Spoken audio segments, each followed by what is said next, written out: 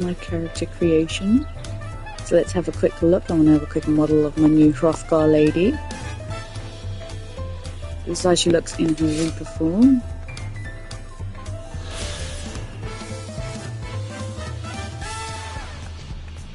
My Hrothgar.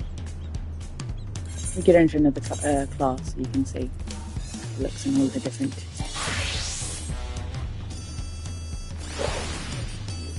Only 15 people. I like how she stands. What do you think? I think she's lovely. I've made her super tall as well. You know, living fantasy. So that's as a summoner. Samurai, let's see how she looks as a samurai. Hey, that looks quite good.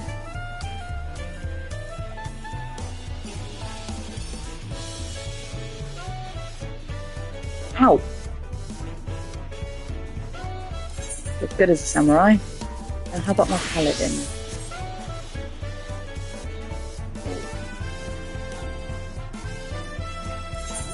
It's good in armor. And Dark Knight's wearing the same thing. Sage. What do you Dragoon. They're wearing the same thing. My monk. They're wearing the same thing as well. Ninja. Good as a ninja. You can see all my tattoos.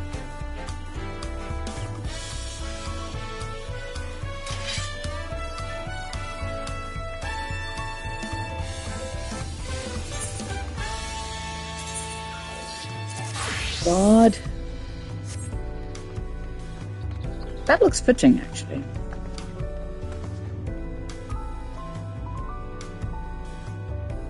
You can give her a coil moustache as well. Like, nah, I'm not gonna go for that.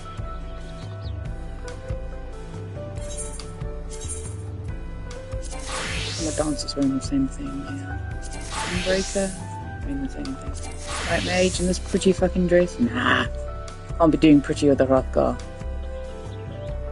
Girly, you know? I'm not doing girly. Look how tall I am compared to everyone now. I'm half a meter taller than every other.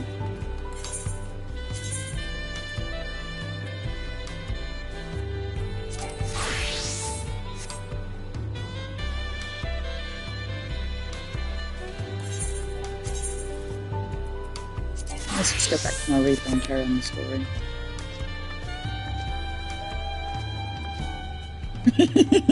Even taller than the main character over there. A little kitty boy. Yeah, I'm happy. I was looking forward to trying some authentic Tuliolal cuisine, but should hurry and join Elfino and the others at the palace. Alright, it's a bit of a climb to the top, but you can head up from the Resplendent Quarter, or even the eastern side of Talonmarch if you prefer. Now that you have an idea of how the city's laid out, I'll let you find your own way to Volok Shunsa. Oh, my poor empty belly.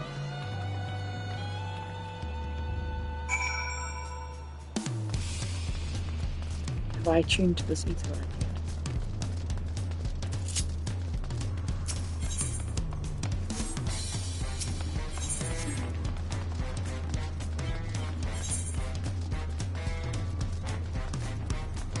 Actually, I might just travel.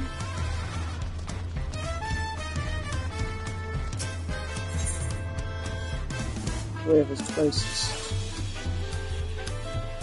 Ah! These that was the closest. I haven't tuned all this to yet. I'm going on.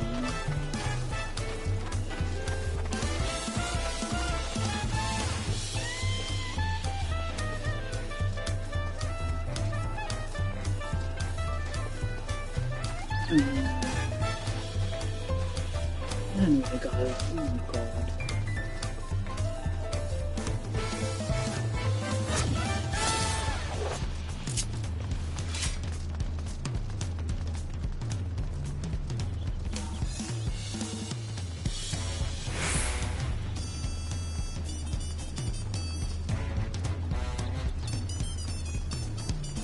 The jazz music, oh yeah.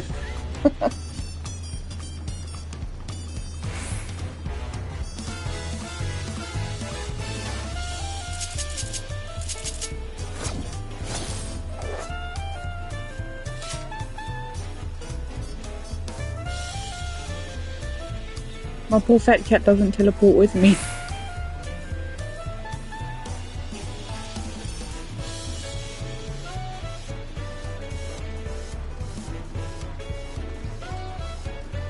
Oh shit. Did you bypass the stairs?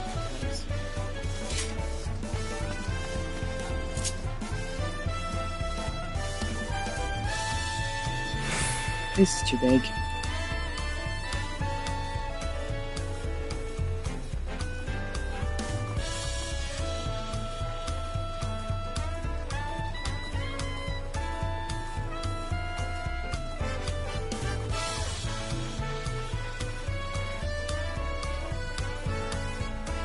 It reminds me a bit of Kilika and whatever island, Besaid.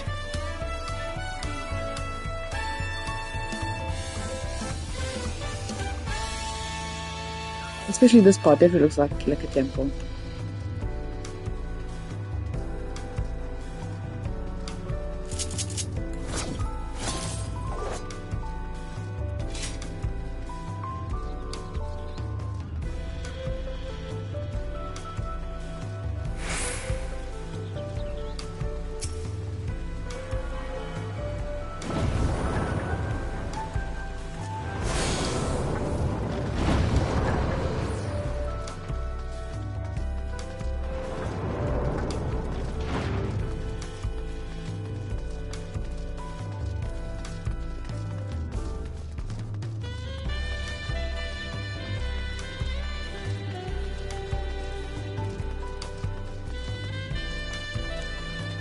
And stuff around you.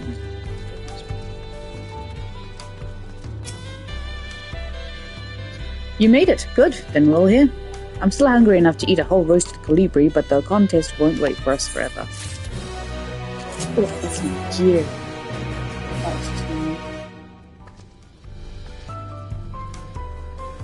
Okay.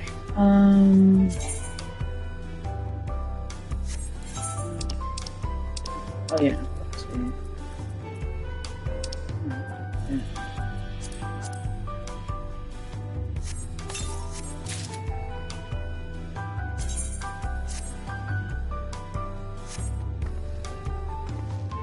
I don't know if I care for this outfit.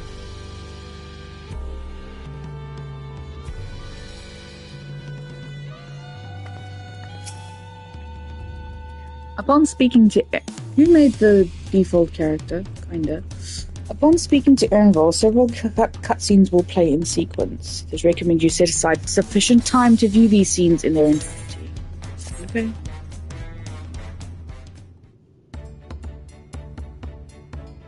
I have acquainted the twins of the city as best as I could in a short time. Their unbridled enthusiasm made it rather difficult. Invariably, something would catch their eye, spurring them to run down an alley to investigate. It was like herding a pair of unruly coils.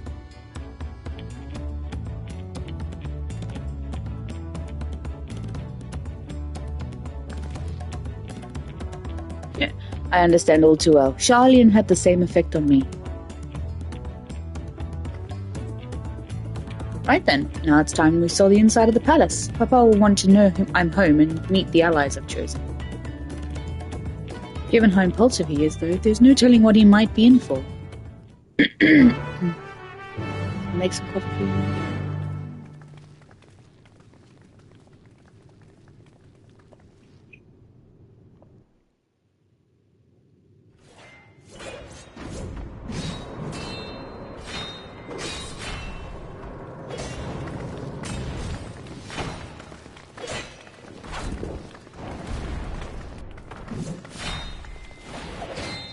Need to get rid of that blindfold. Hey, it's Justinian. What's he doing here? Oh wow, there's the king in the trailer.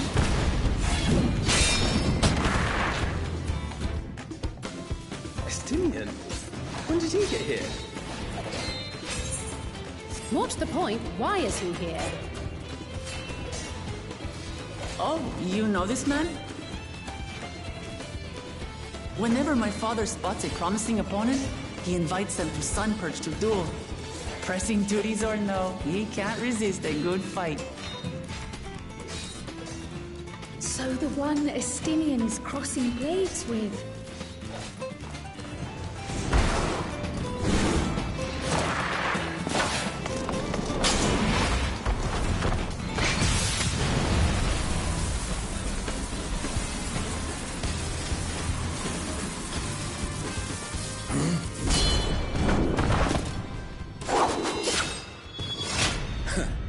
That will do, Spearman.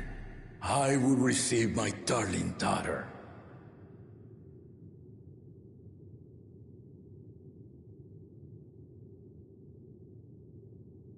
Know that you are the strongest I fought in many a moon, if not longer. It is the privilege of a life long lived to face such a formidable soul.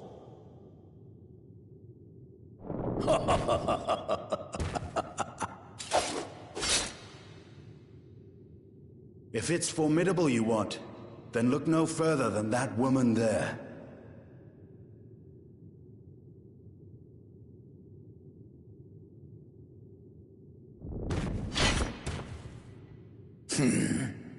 I see you, warrior.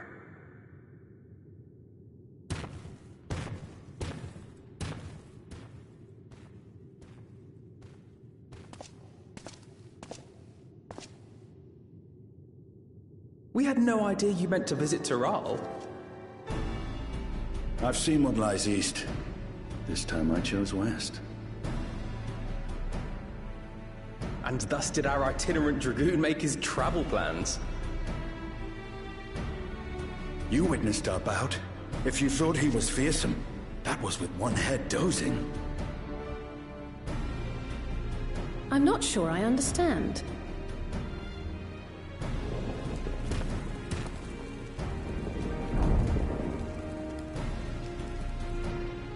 The old man has been feeling his years. The uncovered side is the head of resolve, and age has only deepened his love for combat. But the head of reason, wiser of the two, sleeps more and more these days. As I understand it, the veil helps with the restoration of his magical energies. Enough about me, Lamati. I want to hear of your adventures. Lamachi. A term of endearment. It's what my family calls me.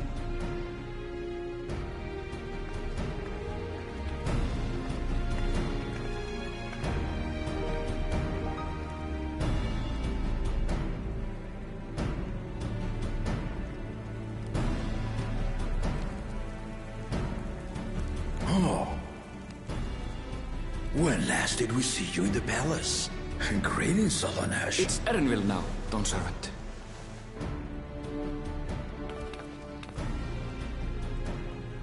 I took the name while abroad, and have since grown accustomed to it. Erenville, then. And these others?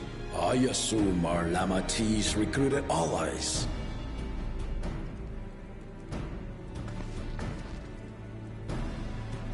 Ha! Old-tempered still. Yet as much as I'd enjoy testing their mettle, the hour of the right is at hand. I will summon the other claimants at once. Then I shall leave you to it. Good fortune, my friends.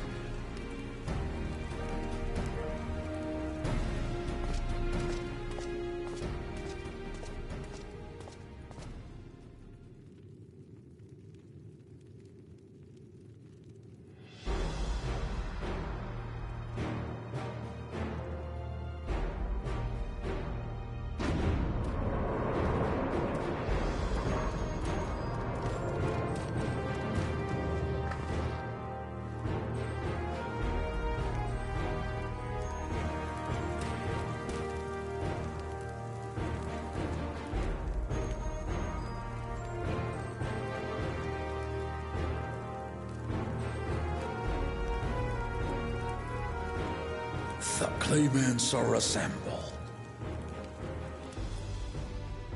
The first promise, Zorolja.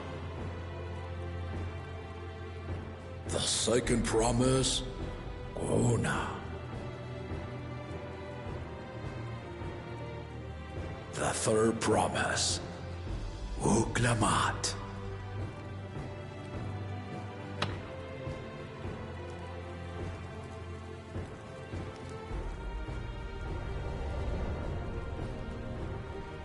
And lastly, the chosen of Mamuk, Bakul Jaja.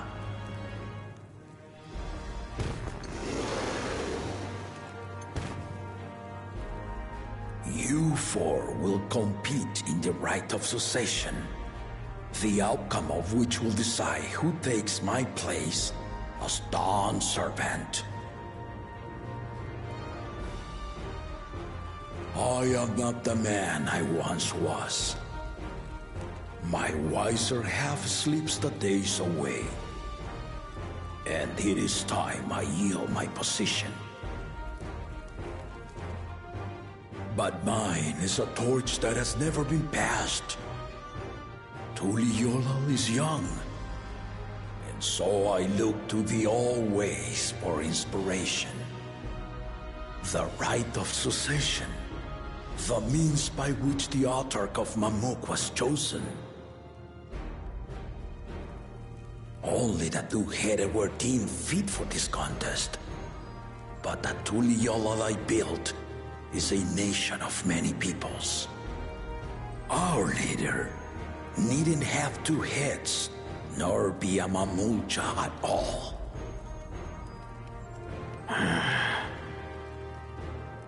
So I gave the right of claimant, not only to the son I sired, but to my adopted children as well. Yet the opportunity to rule was still not equal. That is why a recent tournament offered a place in the contest as the winning prize.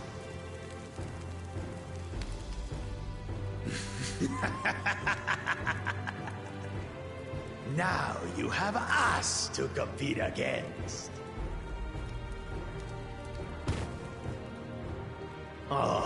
Though it seems the one head was already too afraid to face us in the tournament.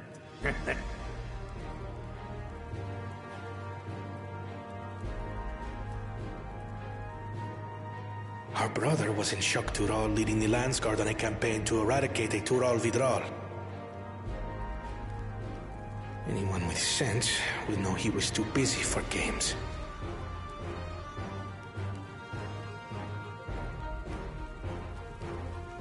Now for the part you've been waiting to hear. The nature of the contest itself.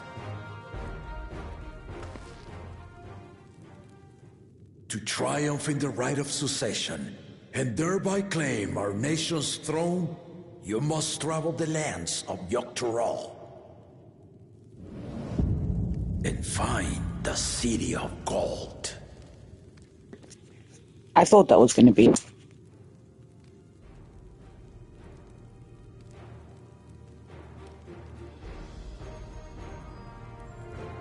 If I may, Father. Speak, Gona.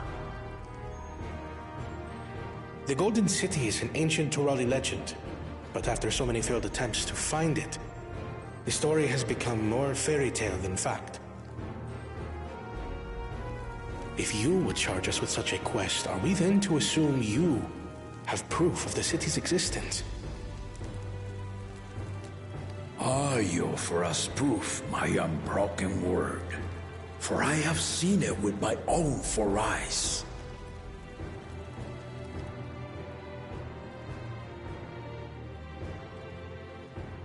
The city's real. All those years. This was before the founding of Tuliyola. I traveled the lands of Tural with my companions, and we ended our journey at the gates to the Golden City. I mean to have you do the same. But in order to achieve victory proper, you'll need to break the seal I put in place. Bring them.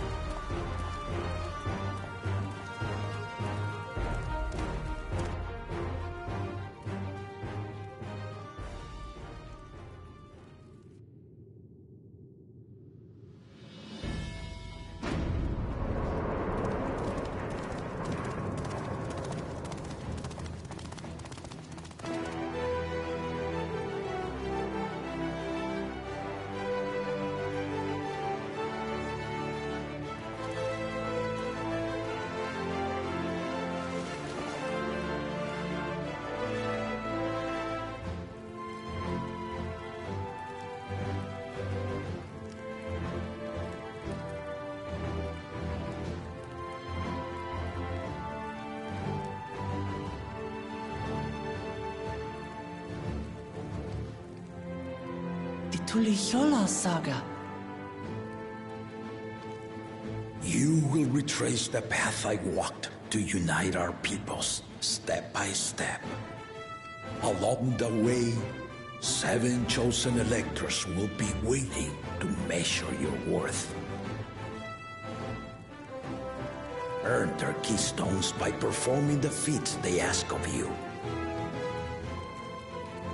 Once you've fitted each of the 7 tablets with the keystone, you'll have the key to unlock the seal on the Golden City's gates. So the contest is in stages, none of which can be skipped by rushing to the ultimate objective. Exactly. Exciting, isn't it? Martial tournaments, hunting festivals, and now this? You do so love your contests, Papa.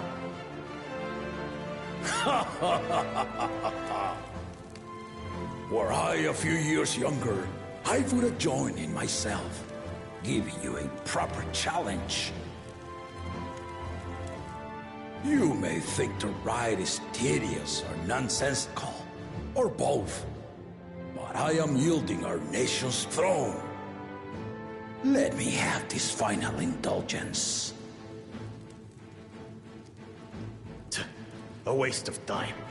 Just name Bakunja just successor and be done with it.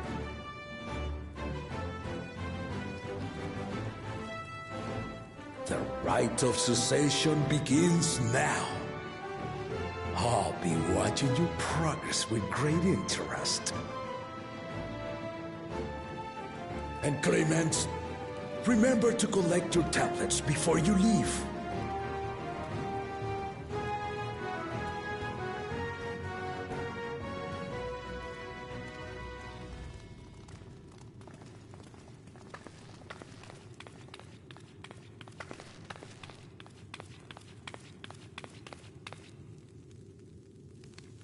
You are one of Lamachi's allies.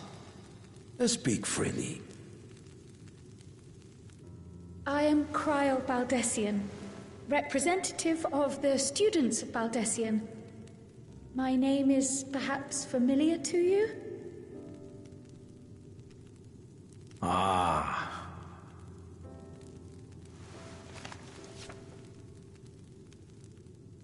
It would seem you sent this letter to my orders some years ago. The ink has since faded and much of the writing is illegible. Even so, we managed to determine the essence of it. A request to investigate the Golden City, addressed to my grandfather, Galuf.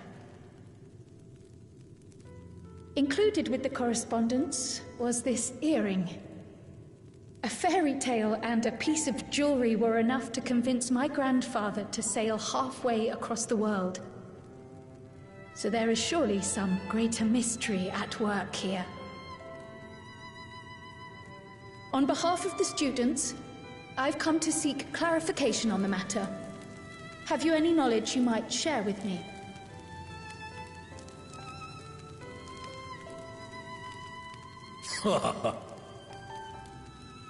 No, not at this time.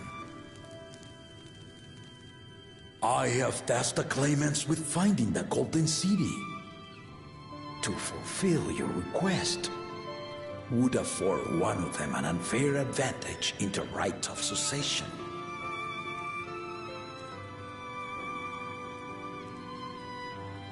But once the contest is decided, I plan to entrust the entire truth to my successor. If you want to hear it, then you had best help Lamachi win. Very well, Dawn Servant. On my honor as a student of Baldessian, I will find your Golden City. Thank you for hearing my petition.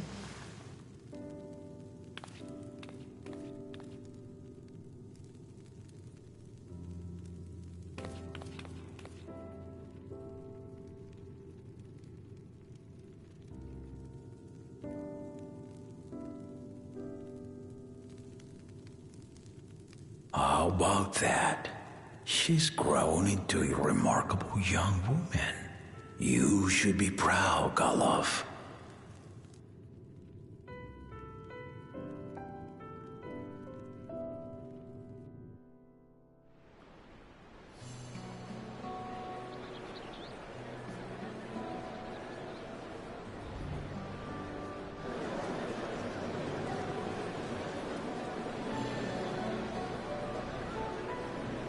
Too late to change your mind now, I suppose. But are you sure you wish to be part of this?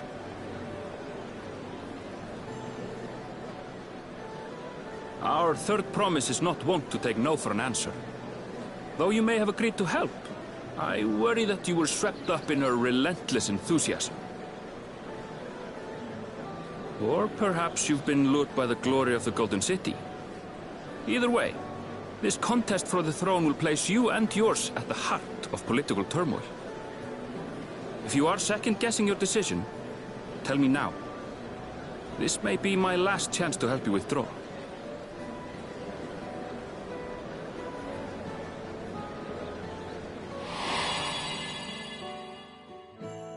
Life is a series of journeys, my friend, and there's no telling what awaits us on the long road. But what's important is to be true to yourself as you walk it. Only then can we hope to be content when we arrive at the end of one and step forward into another.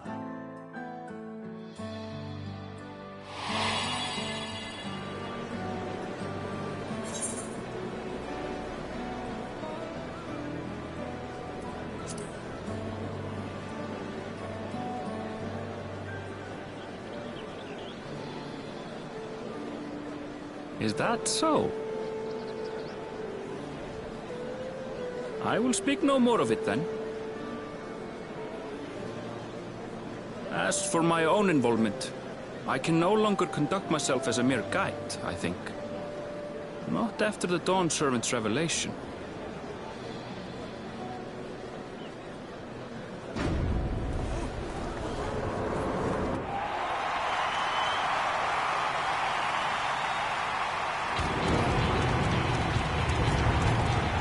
Here they come! It's Saralja! Such a fearsome mien. Make no mistake, there goes Tuliola's mightiest warrior.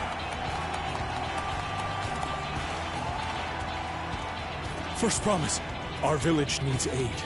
The cold weather stunts our crops, and the children of our village go hungry. Once you ascend the throne, I beg of you, grant my people new lands, please! Serelja. Take heart, tiller of the soil. The Resilion's son, blood heir to the Dawn Servant, has heard your pleas.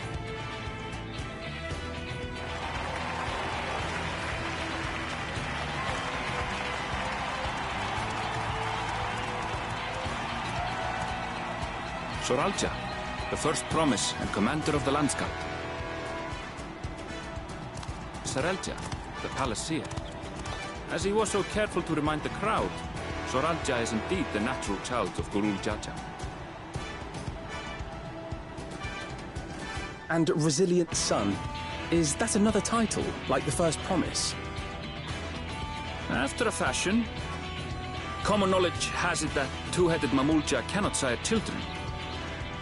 Yet Soralja was born all the same, with the head of Resolve's features and the head of Reason's scales. An extraordinary example of life's unyielding resilience. And a warrior's reticence. He says little, but the way he moves... I know a hardened soldier when I see one. He's a natural swordsman, a gift he inherited from his father. Some even say that the son has already surpassed the sire. Should he come to power, the first promise means to employ that martial prowess in the conquest of foreign lands. For this, he and his supporters have been labeled expansionists. This puts him in direct opposition to Wuklamat, who advocates for the preservation of peace. You may recall that she spoke of a claimant who cannot be allowed to rule. That is Soralja, the warmonger.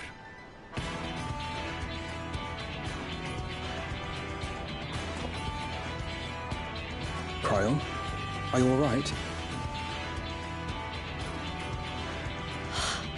The echo. It gave me a glimpse into Soralja's ambitions. Deep and unknowable, like an abyss. Yet at the same time, a roaring, unquenchable fire. It was a trifle terrifying, to be frank.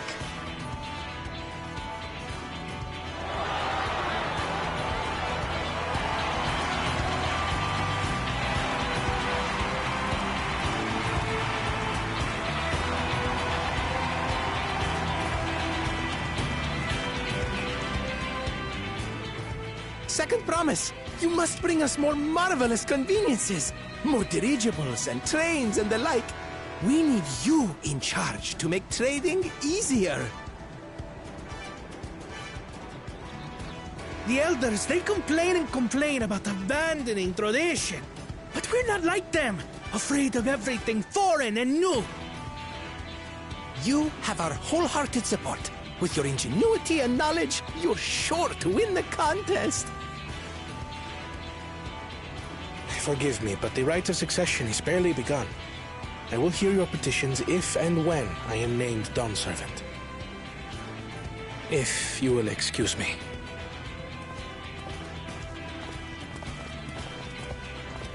Plain spoken, as always.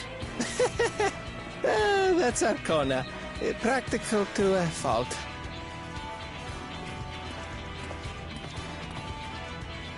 Here we have Kona, the second promise, who spent time as a pupil at Sharlian's own studium. Now that you mention it, I think I did see him in the halls once or twice. There was nothing to suggest he was Turali, much less from a royal family. That was by design. He forwent his usual garb and took an Eorzean name to avoid attention. So it was Kona who introduced the dirigibles. And the railway too, given what we just heard. In furtherance of his goal, to enrich Tuliolal with every bright notion he learned of in Sharlian. He is the hope of those who prize innovation. As aloof as he may seem, Kona and Wuklamat actually get along rather well. They bicker and banter as only close siblings do.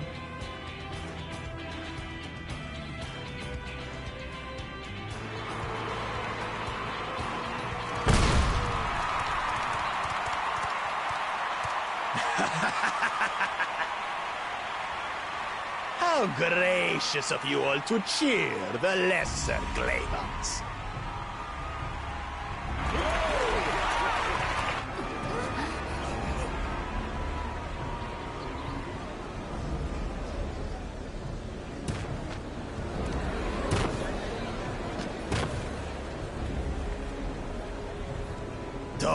Come now. What are you afraid of? I'm no different from your Dawn servant. That my kind should reign is Mamulja tradition, and has been so since before there was a Tuliyola. I'll brush aside your feeble contenders, and then you'll see who deserves your fealty.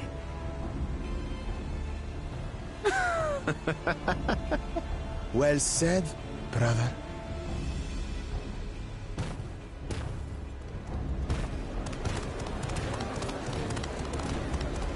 The Mamulja have finally found peace in Tuliolal. I pity those fanatics are intent on keeping that tradition alive. The chosen of Mamuk, Bakul Jaja, winner of the recent martial tournament, and the only claimant not of the Dawn's promise. His strength is undeniable, but you see how he is. A few devoted Mamulja are his only supporters. What would he do with the throne should he win it? His policies and so forth. I doubt he's thought much beyond winning the contest itself. But one thing seems certain. If he does become Dawn Servant, he will see the Mamulja exalted as the ruling class, and all others forced into subservience. Sounds like another that cannot be allowed to rule.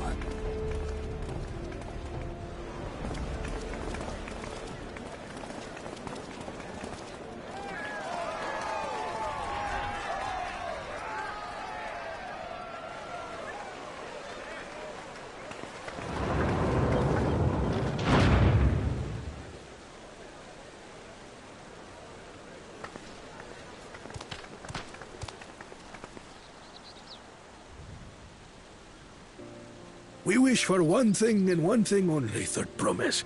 To abide together in harmony with our neighbors whom we Look how love in colourful this the land we Hanu share. are. They're It like is our way, parrots. the Turoli way. Galul Jaja built for us this peaceful nation, and we beg you to preserve it. You have my word. I won't let your pleas go unanswered.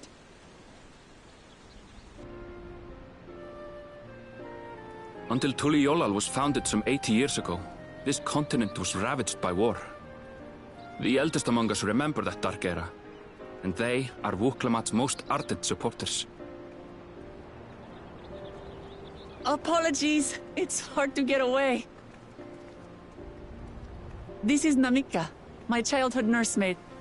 She's been like a mother to me my whole life. I told her it wasn't necessary, but she insisted on seeing us off.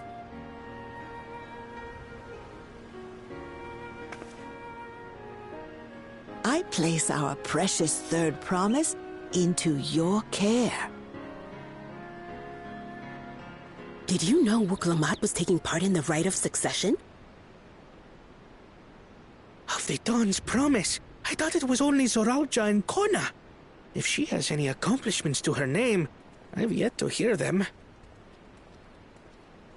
Compared to the two Mamulja, she pales in martial prowess. And then there's Kona, who's far and away the most educated of the bunch. I hate to say it, but it's hardly a competition. It's fine.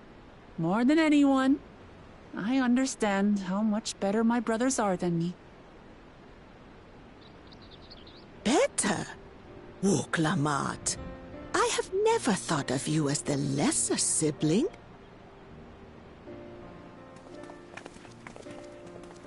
Your brothers may excel in their respective ways, but you boast qualities that both lack. A strength that is yours alone. Having cared for you for so long, I should know. Thank you, Namika.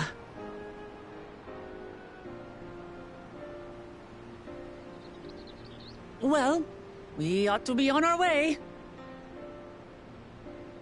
Yes, hurry along. I await word of your victory with bated breath.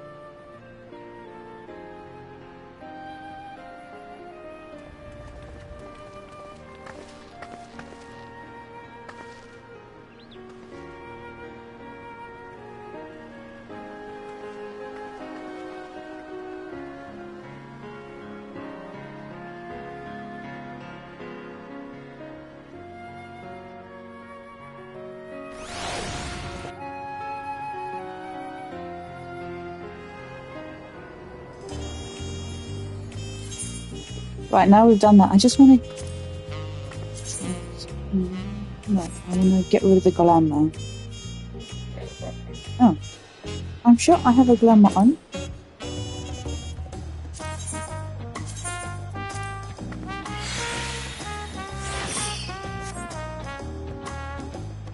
There we go.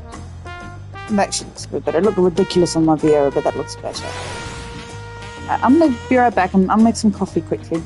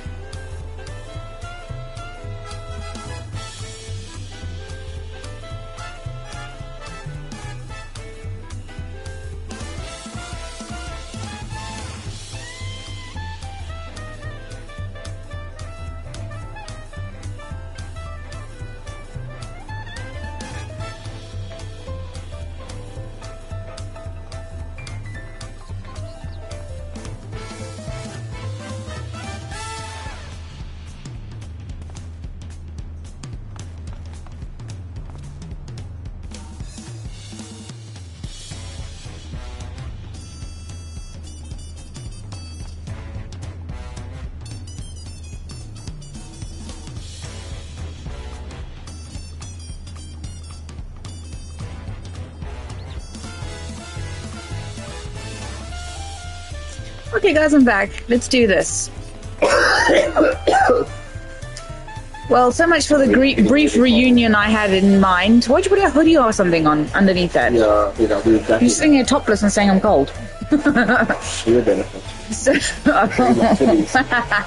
Teacups.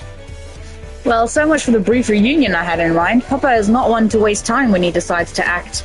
I am used to it by now, of course, but others are often caught off guard. In any case, we should talk about how we're going to find the City of Gold. All we have to work with are the 7 tablets and their connection to the Tulialal saga. Might I suggest first comparing the tablets against the pillars? We could check for any discrepancies between them. Good idea. Let's go and take a look. Ah, I didn't even think of that.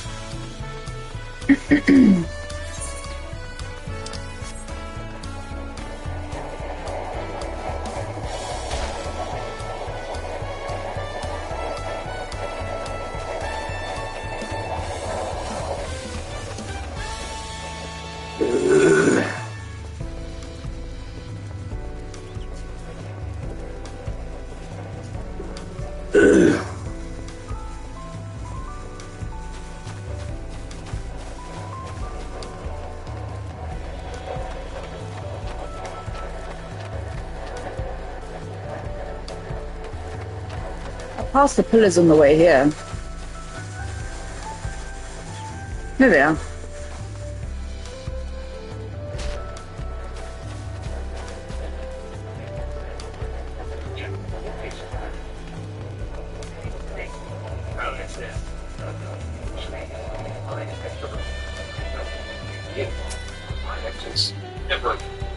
That makes everyone.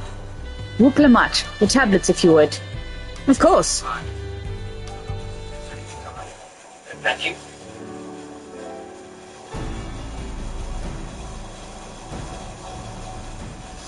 Everyone has a tablet, then let's compare them to their respective pillars. Keep an eye out for even the smallest differences.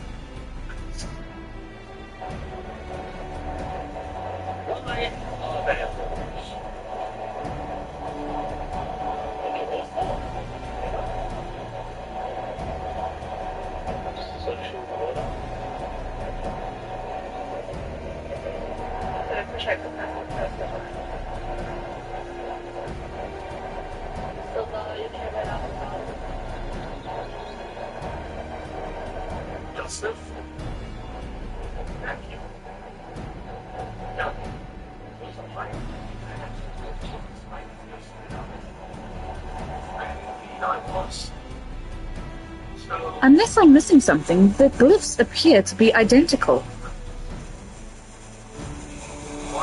The only difference being that the tablets have hollows where the keystones are to be fitted. So now that we've established that the scenes are the same, where do we go from there? The Dawn Servant said we were to trace the path he walked in uniting Tural's peoples, and that we would encounter 7 electors along the way. Then we have the answer here in front of us. Papa's path is all laid out in the Tulialal saga.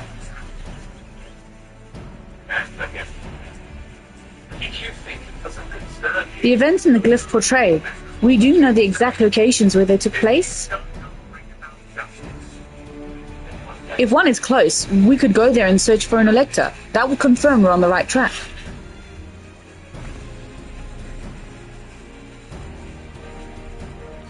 Let me think. The Lay of Reeds was in the nearby Hanu Hanu settlement. Papa took me there once. It was during festival season, and the whole village was alive with good cheer. There is also the Lay of Gold. That one involved the Pelu Pelu village, which is about the same distance from here. Before going anywhere, we should ask around about the road ahead. I heard a lot of talk as we toured the city about the storm we passed through at sea. Apparently it ravaged Yogg-Saroil several days ago. Since our roads are not as well paved as Eorzea's, they're most susceptible to damage from natural disasters. If we want to avoid wasting time taking a dead-end trail, I suggest we spend a few moments making inquiries.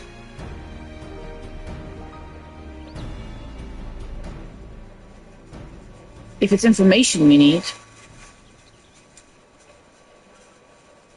Just leave it to me. I'll bring the information to us.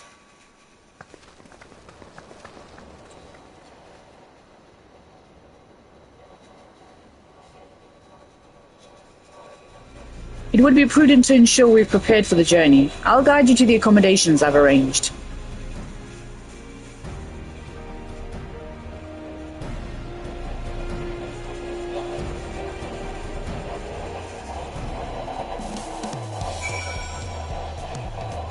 Okay.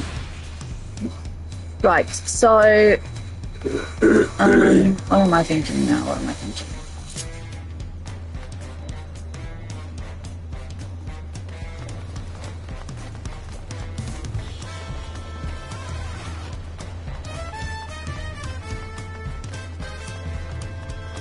Well, I have this one.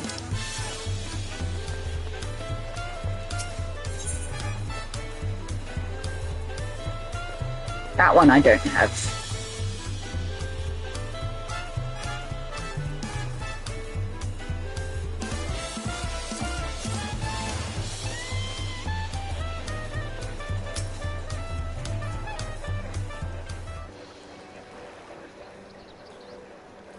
That's right, the reservation is under Wuklamat's name. If you don't mind, I'll leave my companions to you.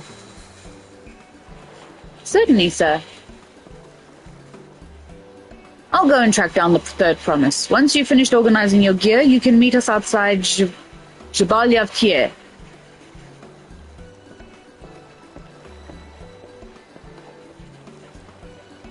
Greetings, visitor to Tulial, and welcome to the Forard. Whenever you are ready, I will show you to your rooms. Oh yeah, I want to change my hairstyle, see if there's if this is the inn. I wonder if this is actually the inn. If this is the inn, then I can change my hairstyle. Play around a bit.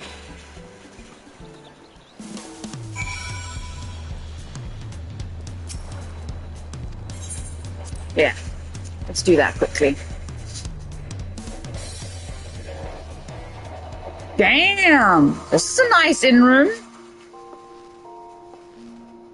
Oh my god. Compared to anything in the base ales here, this is... Wow, look at that, huh? Hey?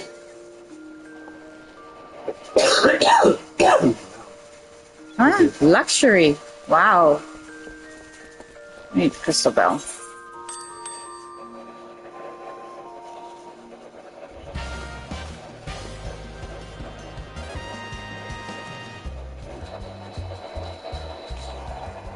See what hairstyles I can actually wear. Are you kidding? This is all I can get?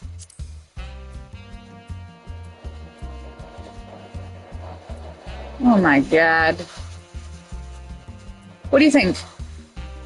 Should I go for that or that? If you wear that one, I will delete your game.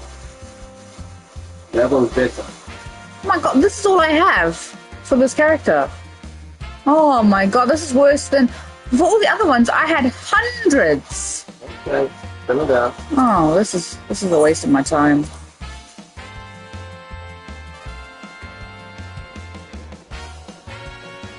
Sorry, Jandelaine.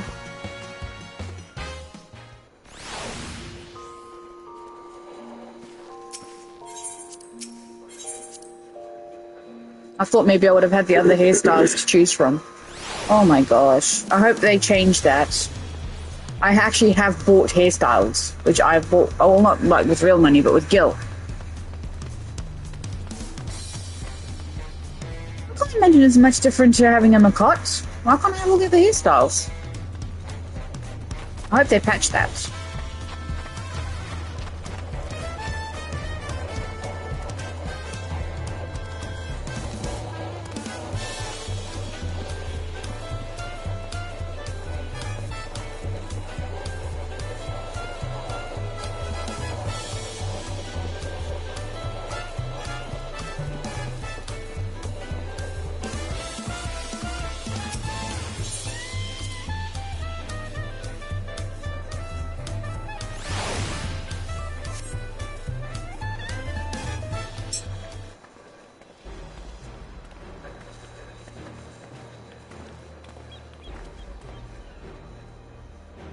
Trust you to be the keenest to head out, Lilith.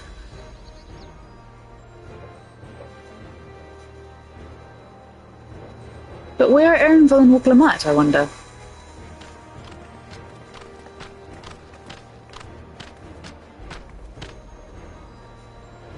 Oh good, you're all here.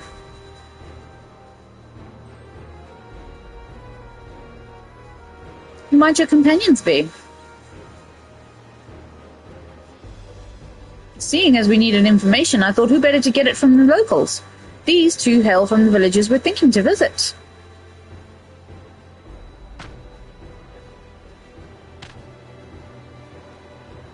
I give you credit for taking initiative, at least. What do you mean, at least? I am honored that the Third Promise would seek my advice. I, too, am happy to answer your questions. Any encounter might be an opportunity to do business. Thank you both for your help. Before we begin, there will doubtless be other occasions when we need to act independently, so I brought these for the two of you. Link pearls. Alphino does love his link pearls. What's this? It's called a link pearl, a gemstone harvested from a special shell. When linked together, they allow people to communicate across great distances. Is that so? What a handy thing to have.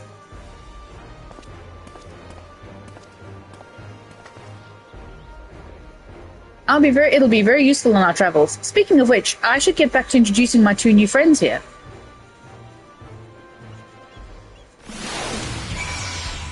I wonder if I've got any black dye.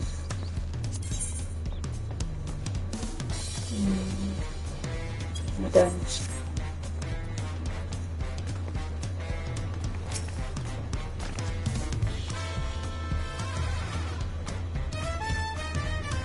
The Turialal saga features a number of Tural's clans.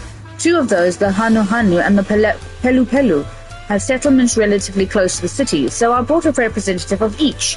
As I mentioned before, the Hanu are a cheerful people who love their festivals. They make their appearance in the Lay of Reeds, and their home village, Okanu, is located in Kozamaoka. The other smaller fellow is one of the Pelu, a clan of business-minded folk from Urkopacha. They appear in the Lay of Gold and craft all kinds of marvelous goods in Wachunpelo, their village. Now, as for deciding which village to visit first, why don't you put that adventurous instinct of yours to work for us, Lilith? Pick our destination. The main scenario will branch into two quest paths. Accepting the quest from the helpful Hanu will temporarily prevent you from attempting the quest from the approachable Pelu and vice versa. The second quest path will become available from the respective NPC once you've completed the series of quests from the first path. Furthermore, story elements and quest rewards will not be affected by your initial choice path. Okay. Let's go with the Hanu first. These guys are colorful and beautiful. Let's do it.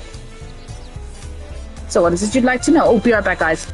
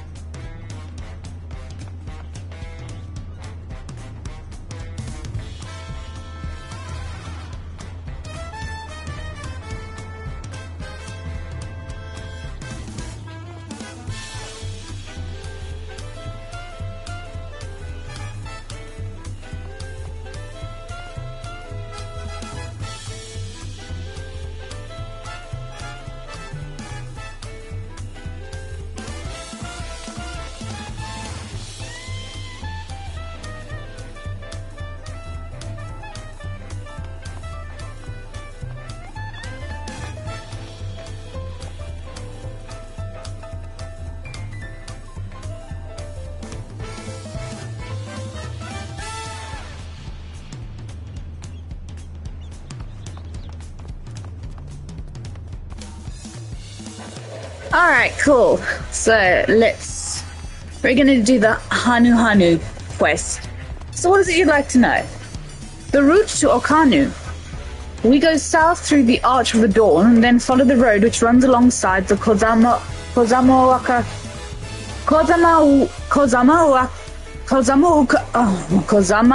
River. Is that right?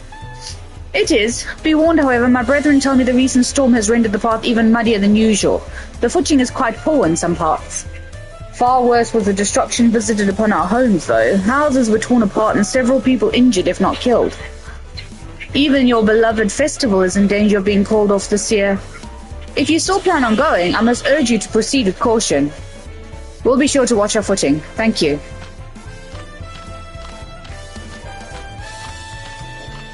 Now, I'm worried for the Hanu. It sounds like they were hit hard by that storm anyway.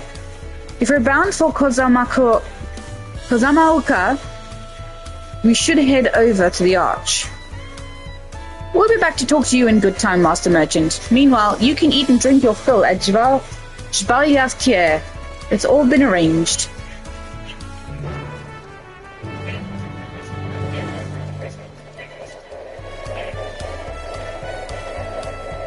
Oh.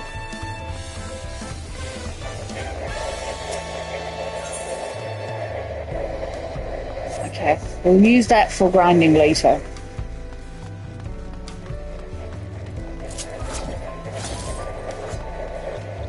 I should probably find the marketplace.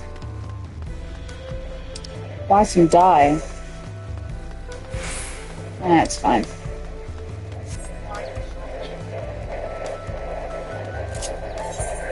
Can I travel back here?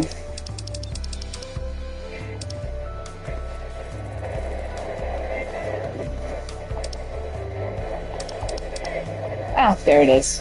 I'm gonna go to the Limsa quickly and I'll... Wait, hang on, no, wait.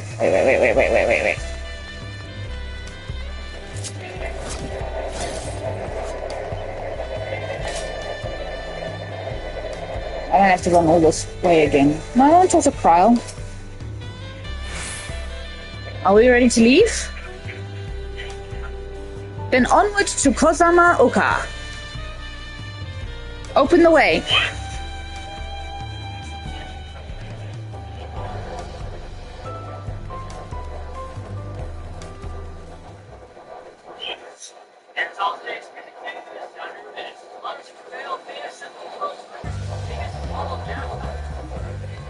Kozamauka, the land of rainbow terraces.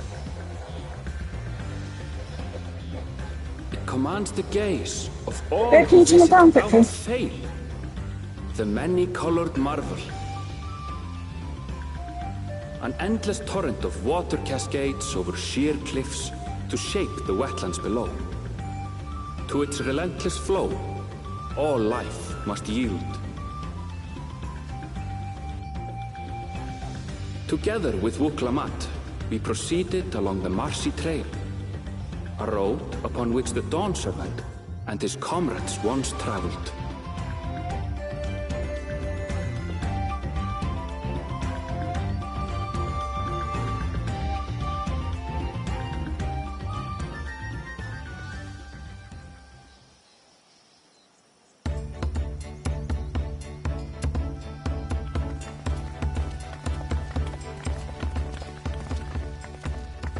Look at those falls.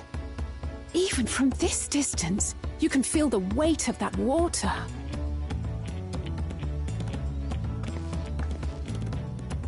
The Isle of Ham was impressive, but as you can see, Tuliyola does not want for natural wonders.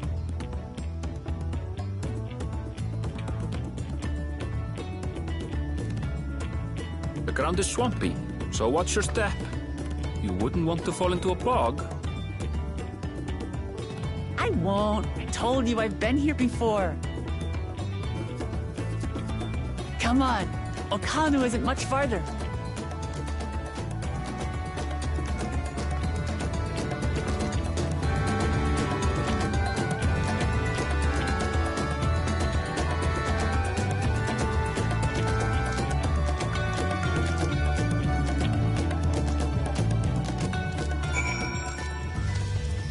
This is more reminiscent of Final Fantasy X than it is 9.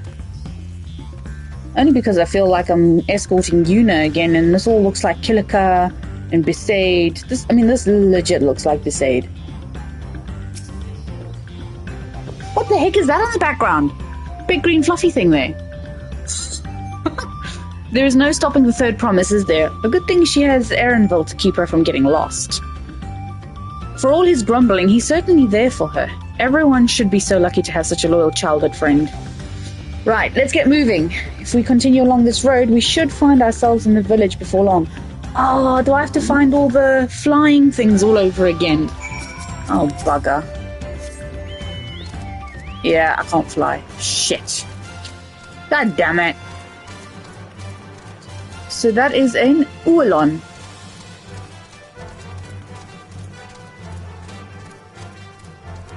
Let's stick to the road because I don't know how they're aggressive. But now I've got to run everywhere. Oh, I can't fly. I need to find all the aetheryte gusts. Ah, everyone has arrived, and none the worse for wear, except for a certain third promise who slipped in the mud despite my explicit warnings. Hey, I asked you not to say anything. Anyway, this is the Hanuhanu village I was telling you about, or Kanal.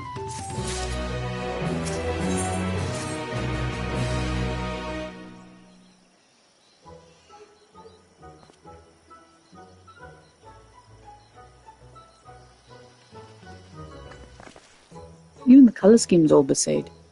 It's like our friend said, the people are in no mood for festivities. I can only assume they're still recovering from the damage brought by the storm. Indeed. Well, let's do what we can to do and find the selector.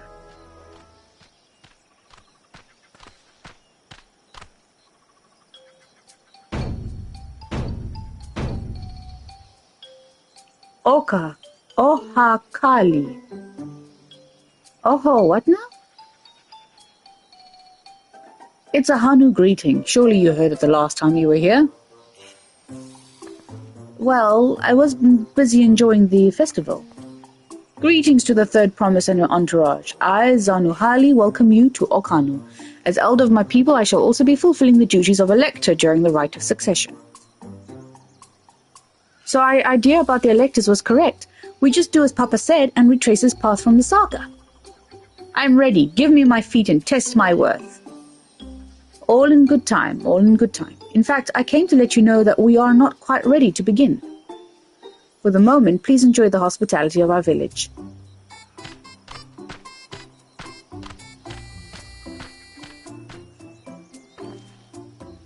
Should we poke around a bit then?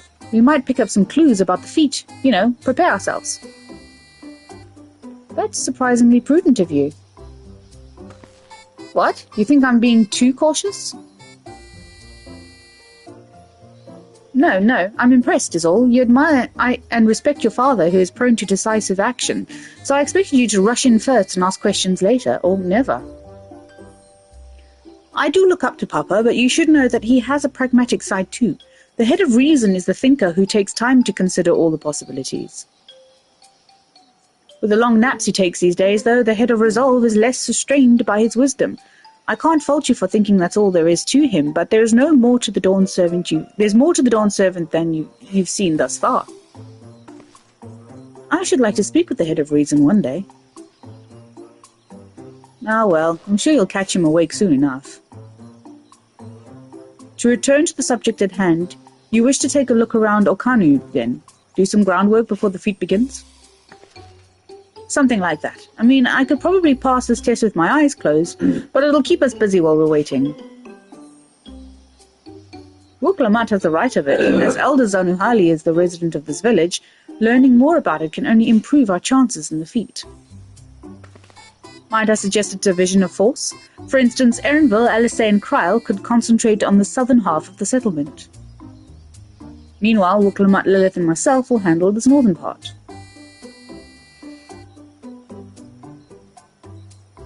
Sounds good to me.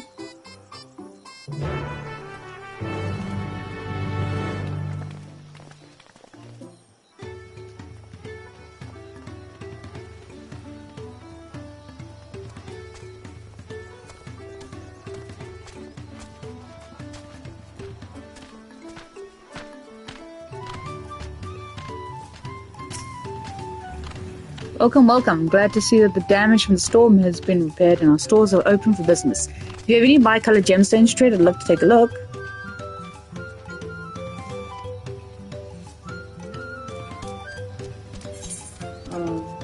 Oh. Poison frog secretions. Goodness me.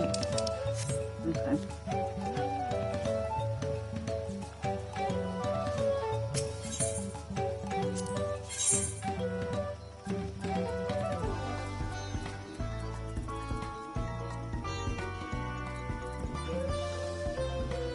Oh, that's what the pigmentor looks like.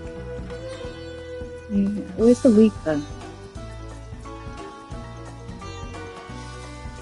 There.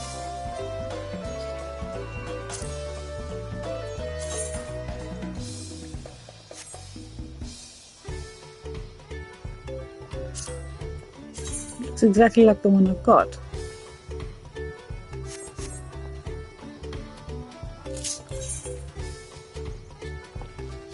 Yeah, exactly the one I've got. That one's a high quality one.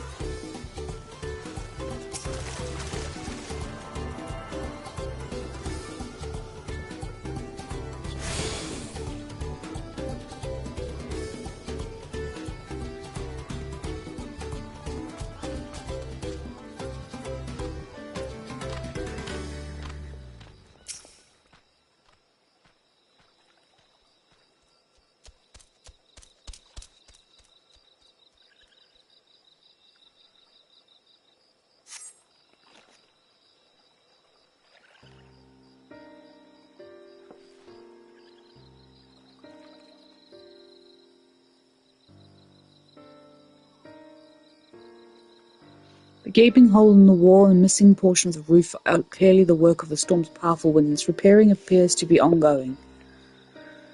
You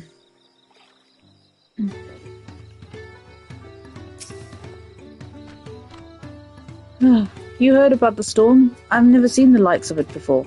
With the supplies and help the Dawn servants sent, we're making progress repairing and building our homes, but while roofs and walls can be patched, there is so much else that was lost for good. A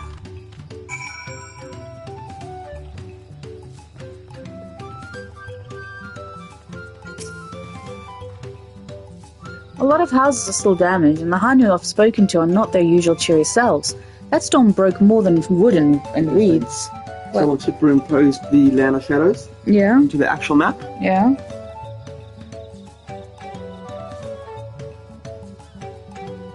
The piece between.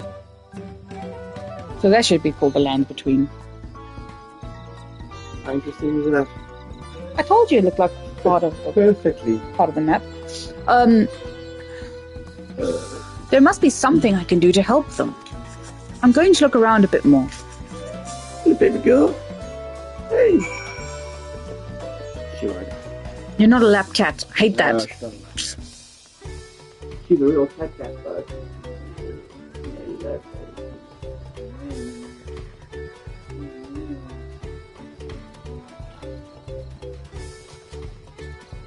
Believe or lie again.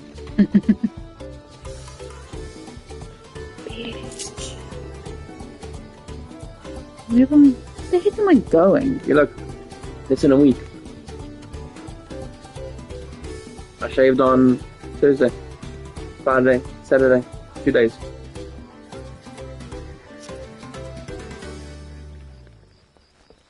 Okay, overdue.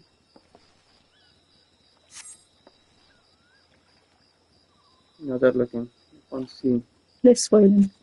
The dry and shrunken bundles suggest the reeds were harvested some time ago. Yeah, that's nice, isn't it?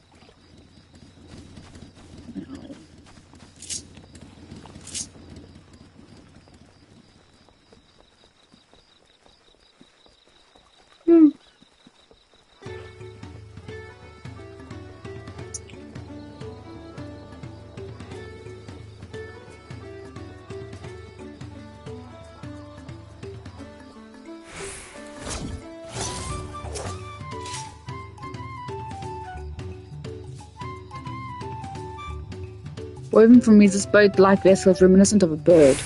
The beak and feathered tail in particular stand out. If I grow a beard. Like this.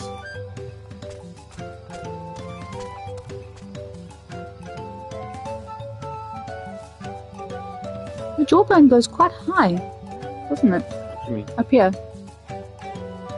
There. Quite high. Here.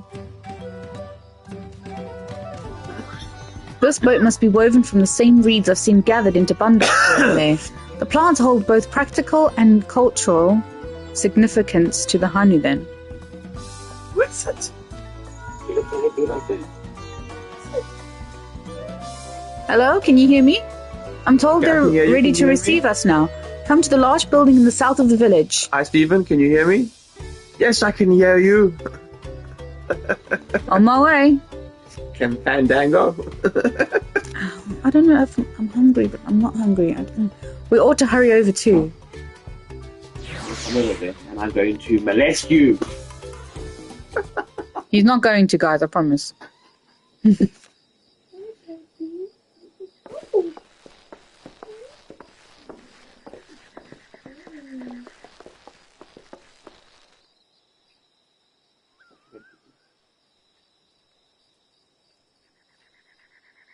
No sign of Zorolja or that oversized lout. How much easier it would be if Soralja were to fail here. But that isn't likely to happen.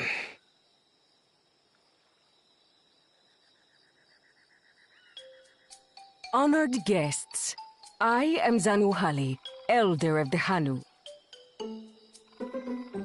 I am also an elector, charged with judging which among you is worthy of ascending the throne. Without further ado, let us talk of the feat. Not so fast.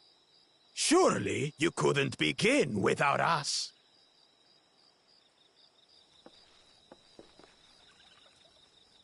You made it after all.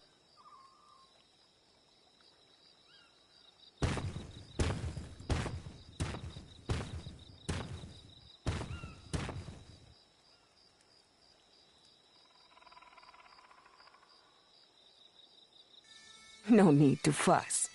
There is no time limit for this challenge. Now, if you would allow me to proceed. It is here, in Okanu, where my people forged a bond with the Dawn Servant during our own chapter of the Tuli Yolal saga. In homage to those events, I have prepared for you the Feat of Reeds. Reeds seem to be of great importance to the Hanu. I wonder what this feat entails.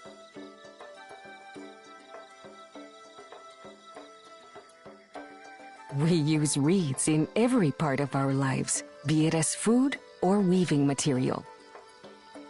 But look around the nearby paddies, and you will see that this season, our crops are failing. How fortunate, then, that my appointment to Elector coincided with this predicament. For surely, those who aspire to be Dawn Servant would find the matter of an ailing harvest a mere trifle to resolve. Aye, well, it is indeed the duty of a ruler to address the people's woes. Exactly, exactly. Do well in this, and you will earn my keystone.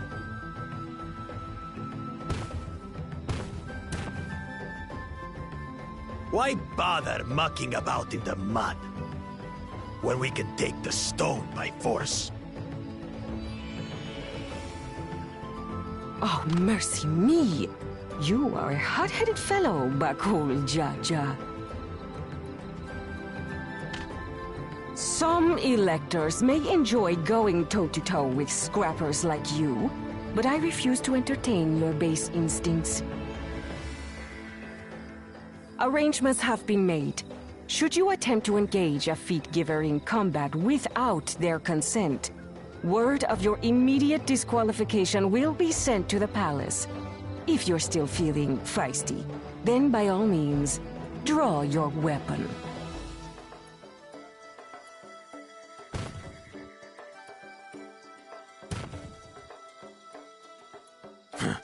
This contest is presided over by cowards. There's no sport in fighting you. Then we can return to the business of earning my keystone. The feat of reeds is begun. Claimants, I wish you the best of luck.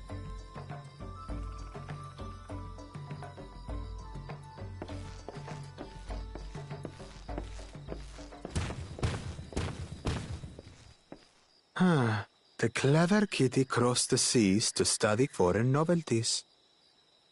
He might know tricks we don't. Tricks we can use. What of Little Miss Mittens? You know the answer to that.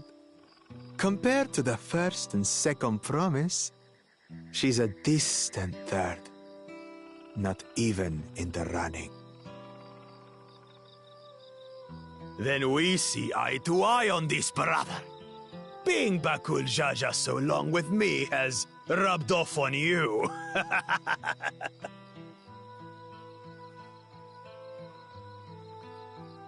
These allies of hers, though, they might be a problem.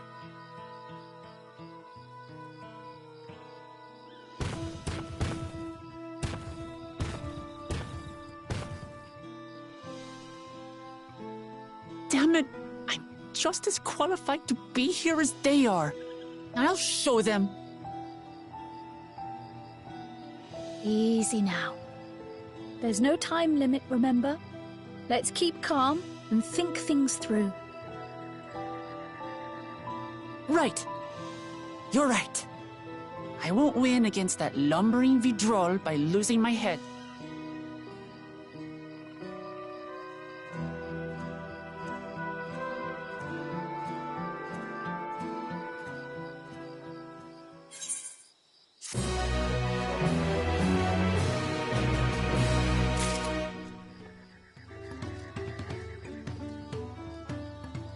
I should be eating things. Let me just...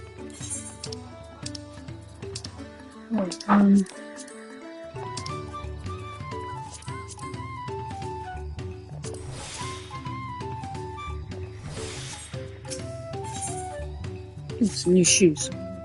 I don't know the first thing about farming, but if there's a way to save the harvest and help the Hanu, then we're going to find it. I'll make Bakul Jaja eat his words. Understanding the nature of the problem will be the key to solving it. We need to examine the reeds themselves and then deduce the cause of their poor condition. Erinville, will you... Oh, thank you, babe. Will you take us to the fields where the reeds are grown? Of course, follow me.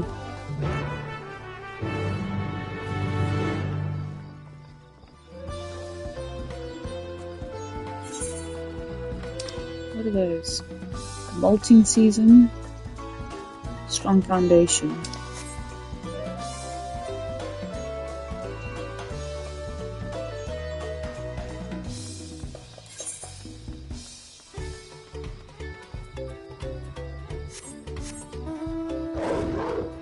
I can't see.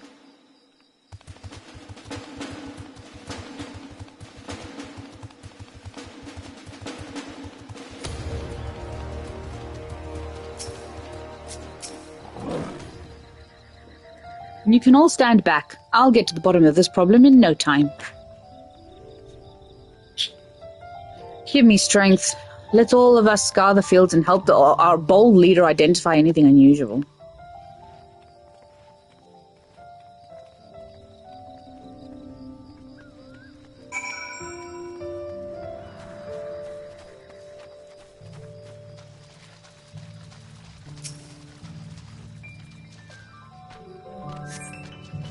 As Zanohali described, the reeds appear wilted and unhealthy.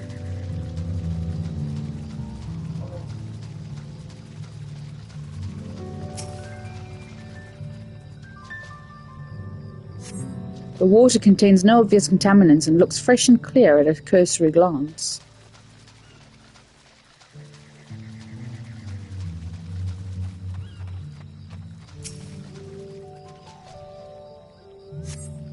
Soil in the paddies is as one would expect, rich in colour and suitably moist, not dry and not flaky.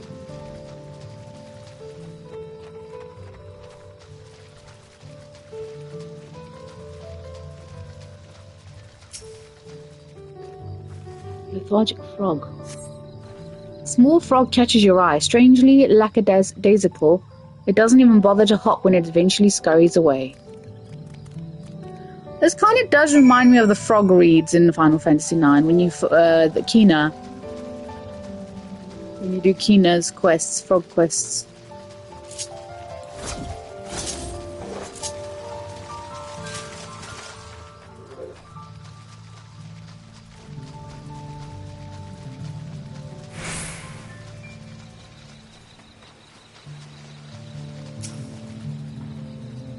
Seen enough? I'll call everyone together and we can share our discoveries.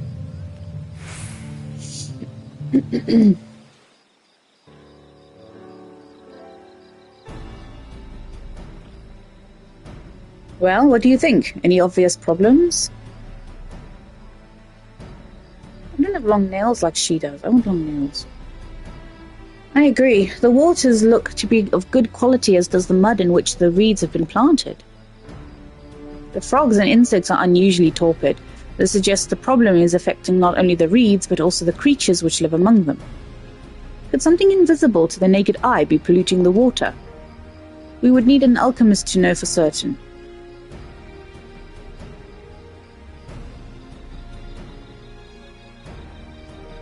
I don't have much to add about the fields, but something else occurs to me.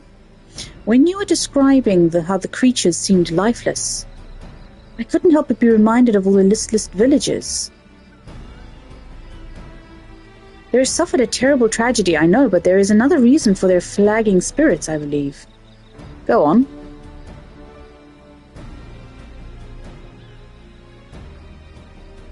The festival. This is traditionally an occasion for celebration and renewal, so without it, the Hanu are struggling even more to recover. The last time I visited the village was in the middle of the festivities. You'll never see the Hanu more joyful and alive. It's an indispensable part of their culture, and its absence will only compound their woes. So I say we help them put on their festival, give them a reason to cheer in these sad times. Who knows, maybe fixing one problem could lead us to a solution for the other. Stranger things have happened. Right? I fail to see the relation between festivals and fields. Let's not be too hasty in dismissing the idea. Things which seem unrelated can later prove to be connected in surprising ways. True, and being bereft of ideas as we are, any proposal is worth entertaining. I suppose. Besides, this is Waklamat's journey. It's only right that we follow her lead.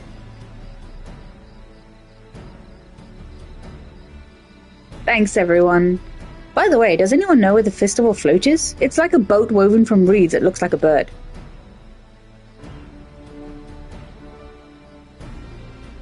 In that big building to the north? Let's go and see it.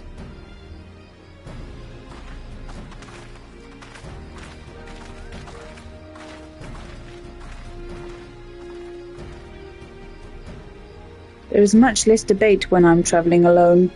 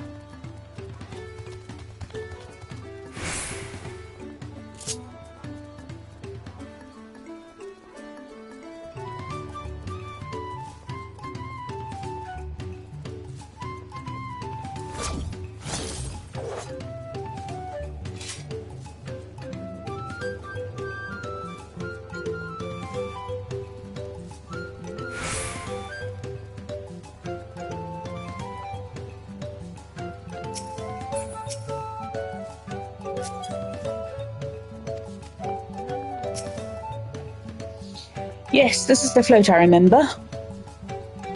Does it not appear somewhat damaged to you? We should take a little closer look. Inspect the festival float. You may move the camera as well as zoom in. Okay, that's fine. I'm gonna have a look around now.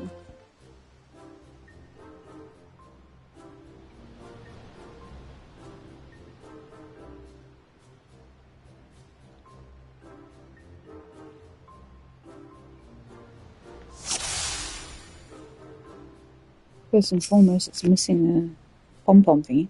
Oh, that's definitely broken. How will they lift this great vessel without all the carrying poles intact?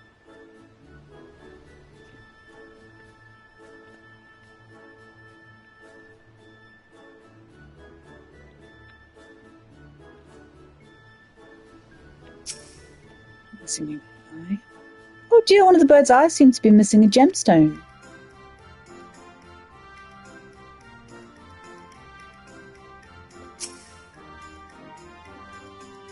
These tail feathers have seen better days. I swear the colours were a lot brighter the last time I saw them.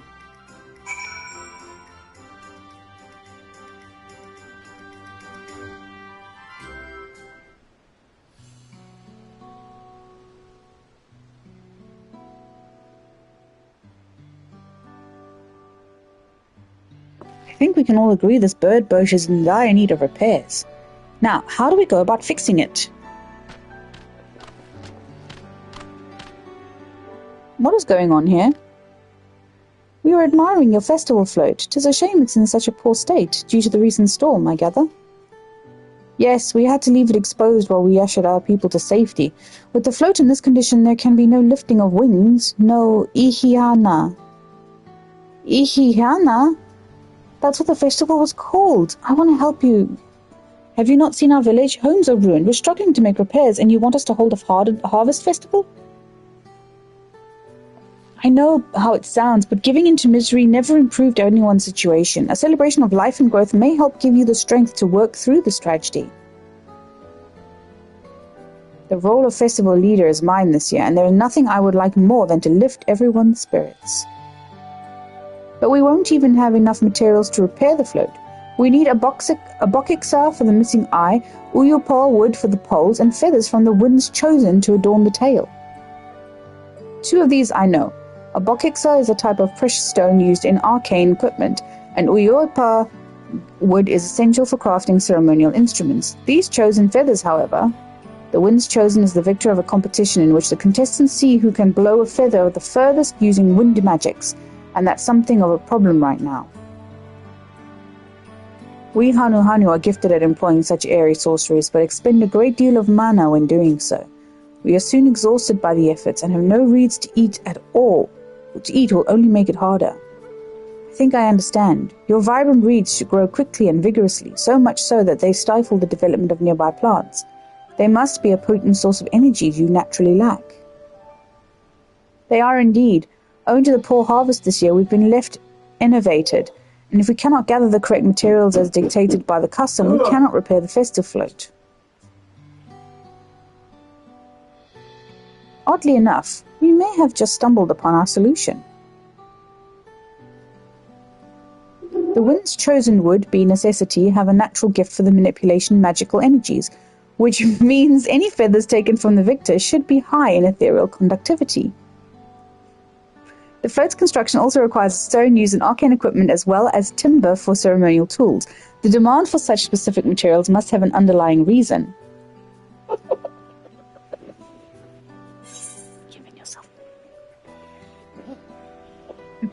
Can I get another cup of coffee? And a piece of toast? Please. I'm hungry. I'm hungry.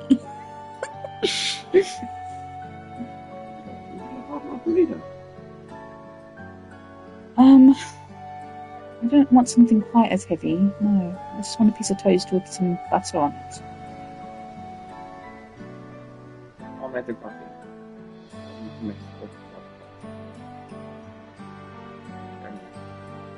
Is that bread still good?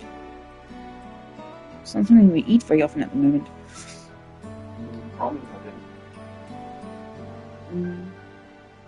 The float might also function as an arcane device. I'd wager the float is actually a secret weapon for smiting the Hanu's foes. Pray continue, Elfino.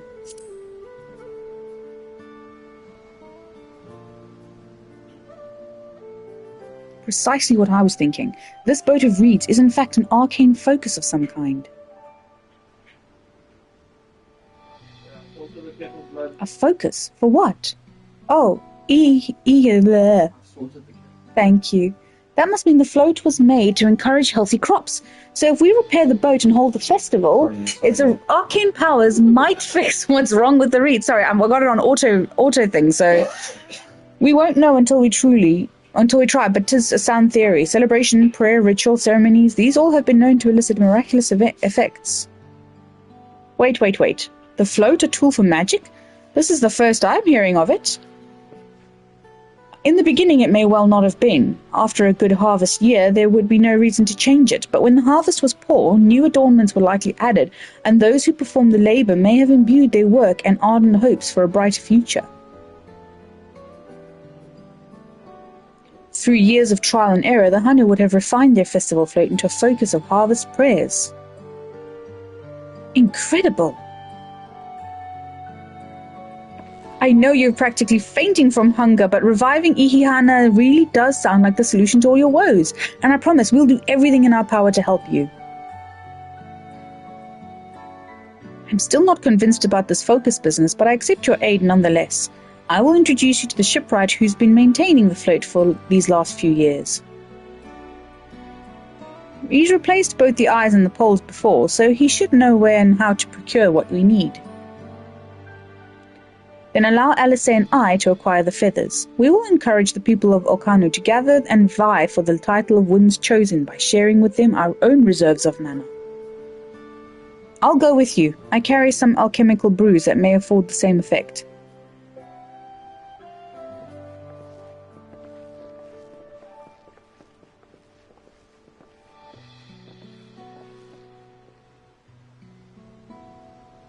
The three of us will visit the shipwright then. Not without me. I've worked hard to fix the float as best I can, and the responsibility is mine after all. I've not introduced myself, have I? My name is Linuhanu.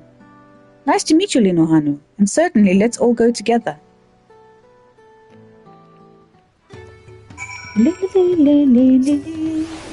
Give me some news. Thanks to Wuklamut, we found ourselves a promising way forward. Experience and knowledge all are valuable assets, but there is something to be said for following one's instincts.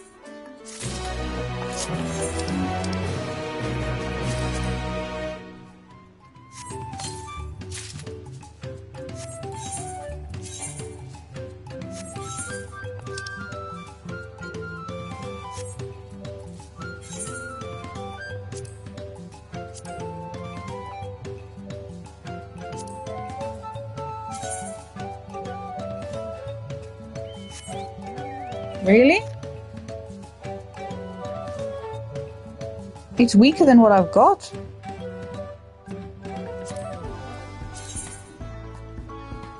How about that?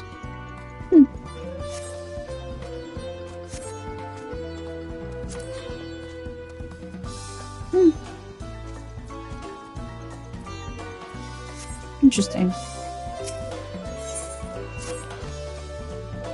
The shipwright's name is Wook Evu. He's a Jabral who only moved to Kozamaku a few years ago, but has since mastered our customs to an almost frightening degree. He's especially strict when it comes to manners, so make sure to offer him a proper Hanu greeting. We wouldn't want to offend him right before asking a favor. Proper Hanu greeting? Oh, that one. Don't worry, I remember how it goes.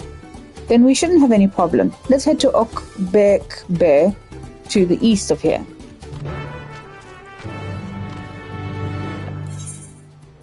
I think I shall. I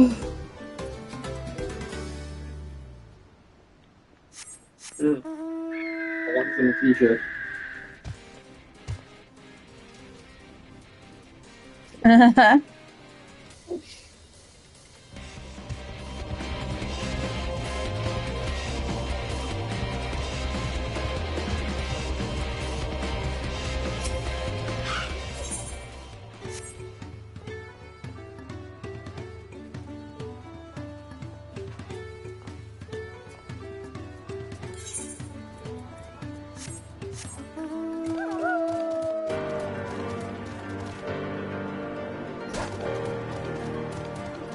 Don't like this one.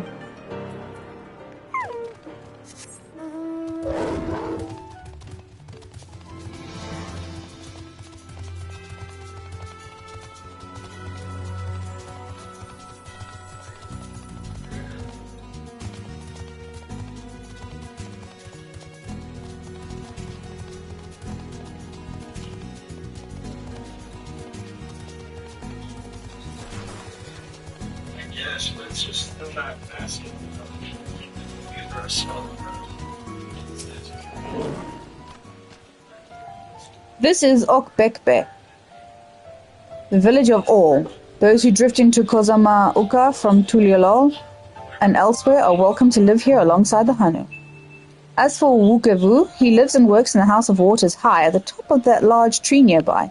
Follow me, but I should warn you, the climb up the stairs can be challenging. People in your stairs, goodness me.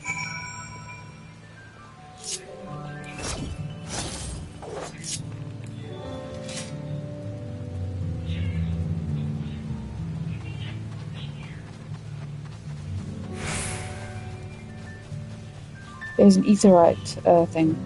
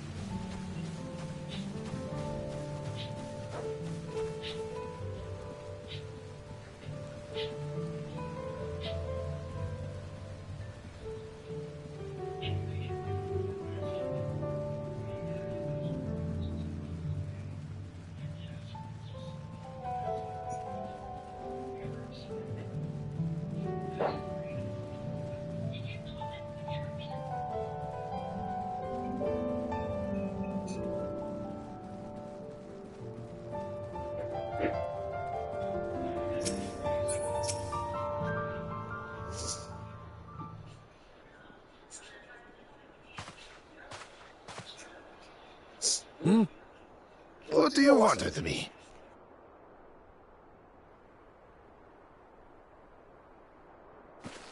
Right. The greeting.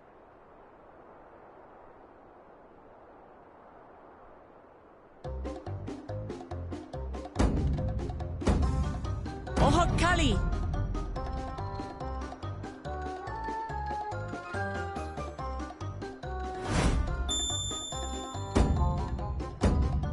Ohokali!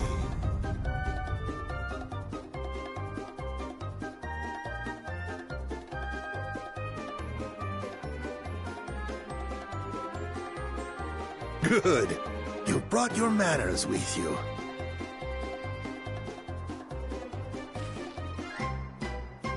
When you know Kanu, do as the Hanu do. For a country as diverse as ours, the preservation of harmony demands that we respect the cultures of all peoples who call it home. Well, that explains your familiarity with Hanu customs. And you speak truth, of course. To live together means to learn about each other. Ah, I appreciate an open mind. In fact, I get the sense we've met before.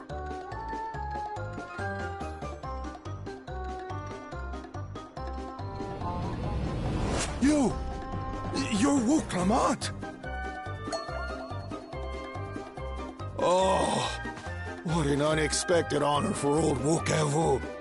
Here I am prattling on about manners, and I've gone and insulted the third promise herself. There is no excuse for this betrayal of etiquette. Please, take up your axe and claim my impudent head! I will not. Keep your head. I hate formalities anyway, so forget about it, all right? All right then. Consider it forgotten.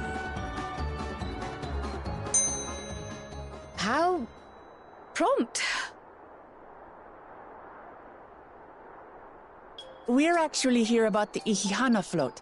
It's in bad shape, and we need you to craft new carrying poles and a new eye. I'm told you work with Uyuipo wood and a certain kind of stone? Abokisha? That I do. But while I would like nothing more than to offer my services, I just used the last I had of both those materials. My lumber in particular went to fixing homes damaged by the recent storm. I'll need 10 days or so to restock. We can't wait that long. If you tell me where to go, I'll gather them myself. What?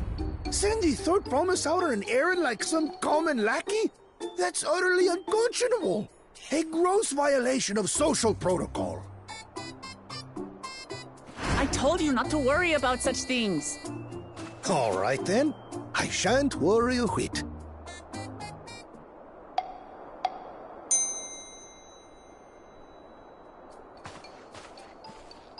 What's with your Hanu friend there? I am festival leader this season, and have come along to oversee the float's repair. As strange as it may sound, Wuklamat and her friends believe the float is an arcane focus, meant to encourage the growth of our struggling reeds. Too many Hanu have forgotten, it seems. But that is indeed the true purpose of lifting of wings. Your education is impressive, Third Promise.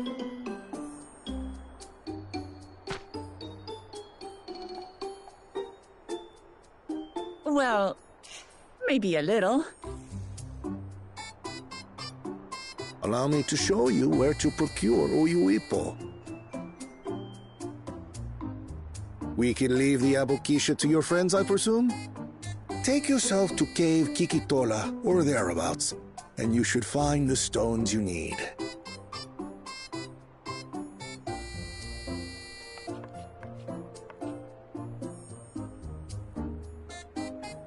I've been there once or twice. I can guide you.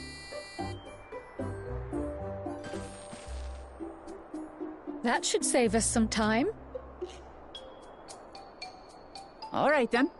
Let's get moving.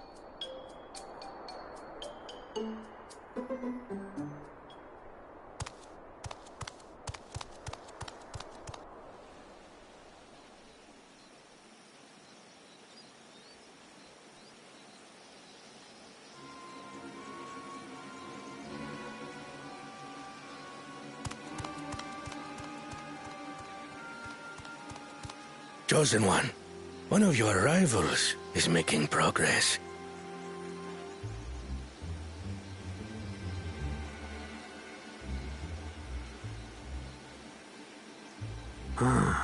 Ihiana, you say?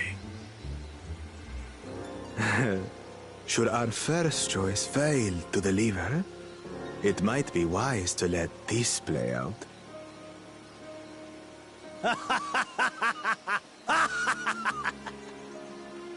The third-rate promise is making herself useful after all.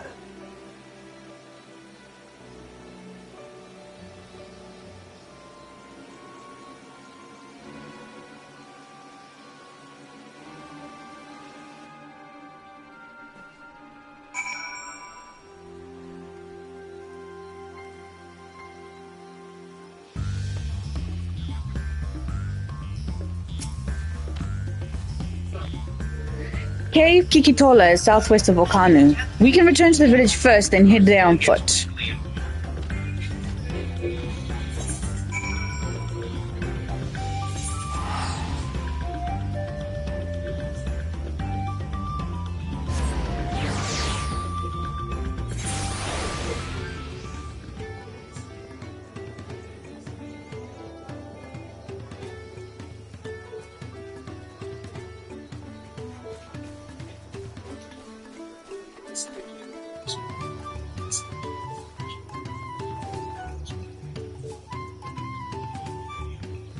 Right, guys, I'm going to leave that here, though.